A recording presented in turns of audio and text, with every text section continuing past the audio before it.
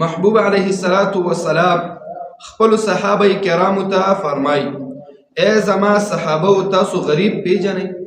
غریب څوک دی؟ مفلس. صحابه کرام ورته فرمای اے د الله رسوله غریب خو هغه څوک دی چې چا سره مال او دولت نه وي، دې ته مونږ غریب وایو. نبی علیه السلام ورته فرمای نه، بلکې غریب هغه څوک دی چې د قیامت په ورځ باندې د انتهایی زیات نیکی ځان سره راوړي، دومره نیکی راوړي چې د باندې فیصله د جنت وشي، چې دا کس د جهنم نه بری شو او د جنت ته داخلېدو والا دی، د جنت والا شو، دومره نیکی ځان سره راوړي. خو یو وخت کې چې دی کله جنت ته روانېږي یو کس ورپسې راشي، الهه په دغه کس باندې خو فیصله د جنت شوې ده، خو د باندې زما څه حقوق پاتې دي، د زما غیبت کړی دی، بیا به دی ودرولی شي، د دغه کس نه به نیکي واخیستلی شي، هغه کس چې غیبت یې کړی دی هغه ته به د غیبت په بدل کې نیکي ورکولی شي، هغه ته به نیکي ورکړي. بیا به بل کس راشي چې الهه دغه کس خو جنت ته روان دی، خو د باندې زما یو سپور پاتې دی، په دنیا کې ما ته کنځا کړي دي، زما زړه یې ازار کړی دی، الهه زه خپل بدل اخلم، څه غواړې؟ وایي زه زما د ده نیکي پکار ده،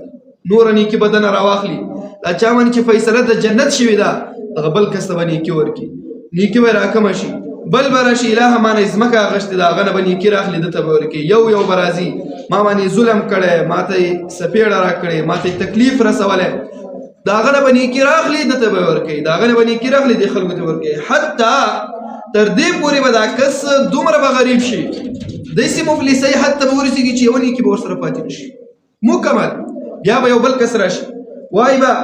الهه دغه کس زما غیبت کړی دی، دغه کس ما باندې بهتان او دروغ تړلی دي، زما د ده نیکي پکار ده، الله به ورته وایي چې نیکي خو ورسره ختمه شوله، نیکي ورسره نشته، اوس څه کوې؟ وایي الهه زما ګناهونه خو شته که نه، دا پرې ور واچوه. بیا به دغه کس چې چا سره یې بدي کړې دی، غیبت ورته ورکړی دی، د هغه غیبت یې کړی دی، د هغه بدي به راواخلي په ده به یې ور واچوي. اول پې فیصله د جنت شوې وه، خو چې وروسته د ده دا نیکۍ ختمې شوې هغه خلکو ته یې ورکړي چې د چا حقوق یې ضایع کړي